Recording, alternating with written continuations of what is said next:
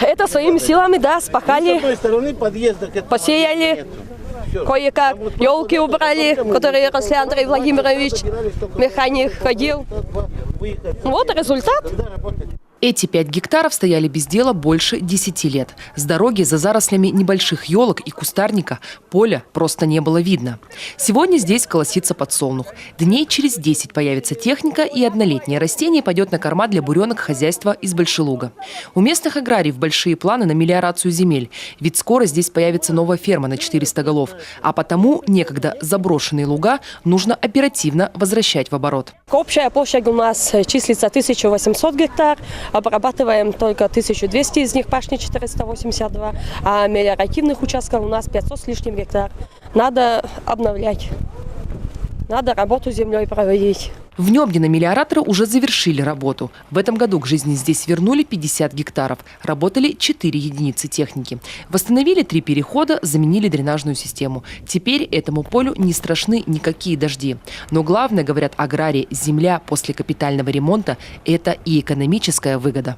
Поле изменилось на глазах. В каналах открытых вода не просыхала все лето, то есть это из-под земли она уходит, осушая тем самым поля. Если тут даже в резиновых сапогах еще в том году осенью нельзя было зайти, то в этом году уже, пожалуйста, в белых тапочках можно было тут пройти.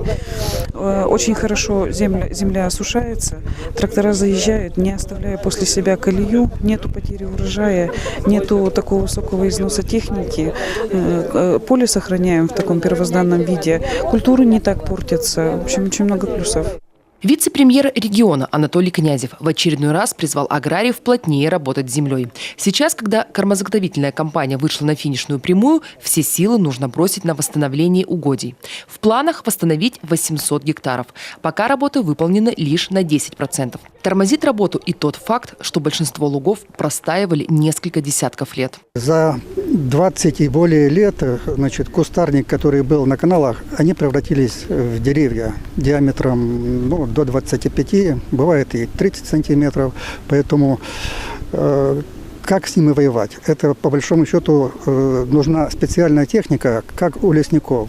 Либо это валку, многие практикуют, но это дополнительные затраты. Это валка, трелевка, раскрыжовка.